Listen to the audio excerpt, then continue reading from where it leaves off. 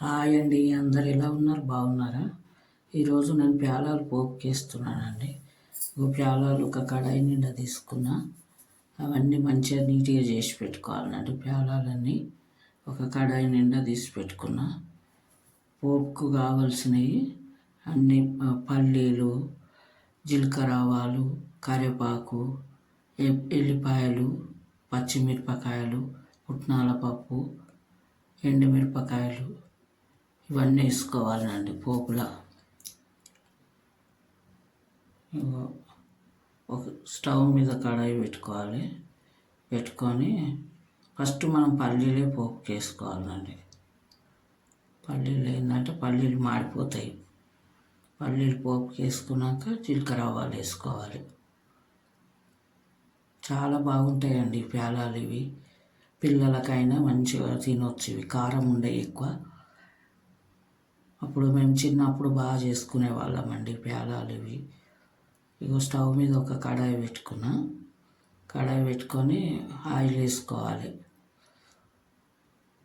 ఒక 2 స్పూన్ల ఆయిల్ వేసి ఫస్ట్ పల్లీలు వేసుకోవాలండి. ఆయిల్ వేడైనాక పల్లీలు వేసుకోవాలి. ఆయిల్ వేడెక్కాలండి.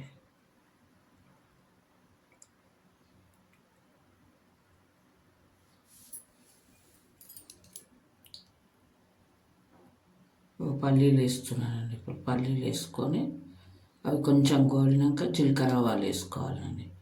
ఎక్కువ మాడకుండా చూసుకోవాలి ఆ పల్లీలు.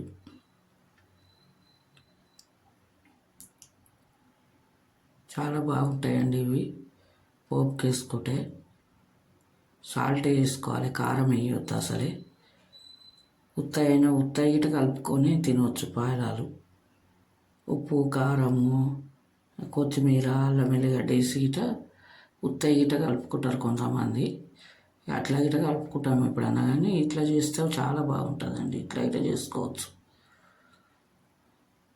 కొంచెం పల్లీలు గోలంగానే జీలకర్ర ఆవాలు పోపుకి వేయాలండి.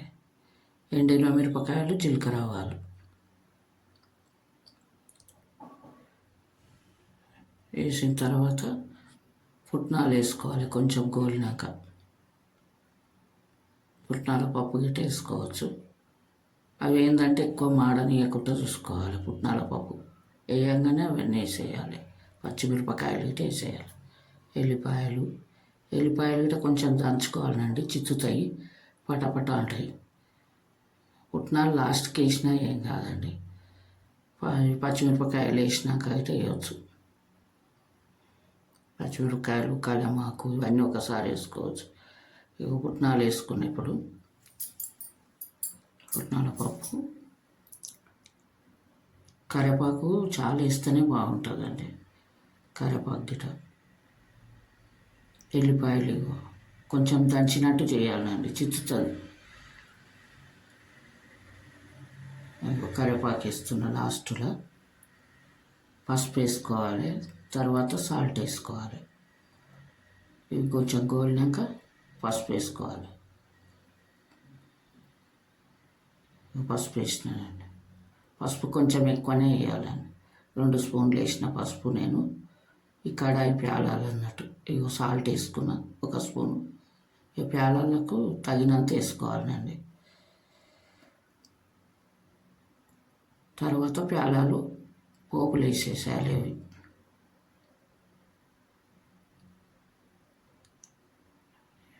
ఇవి మంచిగా గోలినాక ప్యాలాలు వేసేసేయాలి.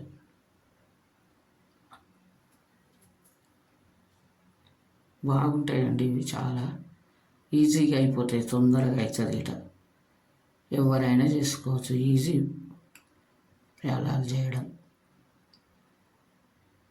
కొంతమంది కారం గిట్ట వేసుకుంటారు. ఇట్లా చిచ్చిపోతుంటాయి, చూసుకుంటే చేయాలండి. ప్యాలాలు పోపులు వేసేయాలి. చిన్న మంట పెట్టి కలుపుతుండాలండి.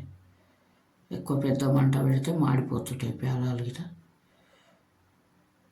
ఇట్లా కలుపుకోవాలి. ఇప్పుడు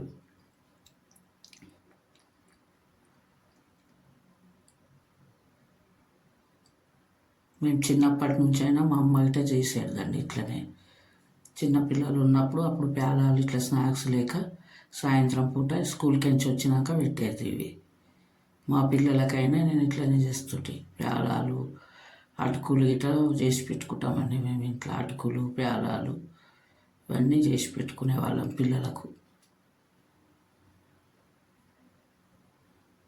ఇట్లా కలుపుకోవాలి, బాగా కలుపుకోవాలి. ఎక్కువ మంట ఉండొద్దు, కొద్దిసేపు ఉంచేసి తీసేయాలండి మంట. స్టవ్ ఆపేసేసుకోవాలి. చాలా ఈజీ అండి, ఎవరైనా చేసుకోవచ్చు, తొందరగా అయిపోతుంది. ఇవి చేసి పెట్టుకుంటే ఒక నెల రోజులైనా తినవచ్చు. ఇవి 15 రోజులు అంతవరకు ఉంటాయి, కానీ తినవచ్చు, ఉంటాయి, ఖరాబ్ కావు, అస్సలు ఖరాబ్ కావు, చాలా బాగుంటాయి. అప్పట్లో ఎవరైనా ఇంటికి వచ్చినా కానీ ఇట్లా ఎప్పుడు చేసి పెట్టుకునే వాళ్ళమండి. ఇంట్లో ఎప్పుడు ఒక 2-3 కేజీలు అయినా చేసి పెట్టుకుంటుంటాము. ఎవరు వచ్చినా రాగానే పెట్టిస్తుంటాము. ఇప్పుడు అన్నీ అయిపోయినాయి, కానీ అప్పట్లో ఇట్లానే చేసి పెడుతుంటామండి పేలాలు. ఇట్లా చేస్తామండి మేము పేలాలు పోపుకు. అయిపోయినాయండి ఇక చేసుడు.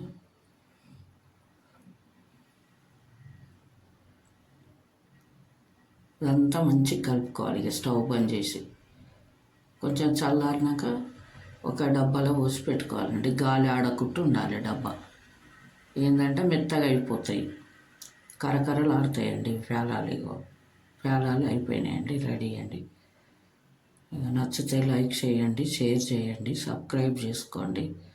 మీరు గిట్ట చేసి చూడండి, చాలా బాగుంటాయండి పేలాల మిక్చర్. పేలాల పోపు కంటాము, మిక్చర్ లాగా గిట్ట ఉంటుంది. ఇది మిక్చర్ లాగానే అనుకుంటాం అనుకో ఒకసారి. మా తెలంగాణ సైడ్ ఇట్లా చేస్తామండి పేలాలు పోపుకు.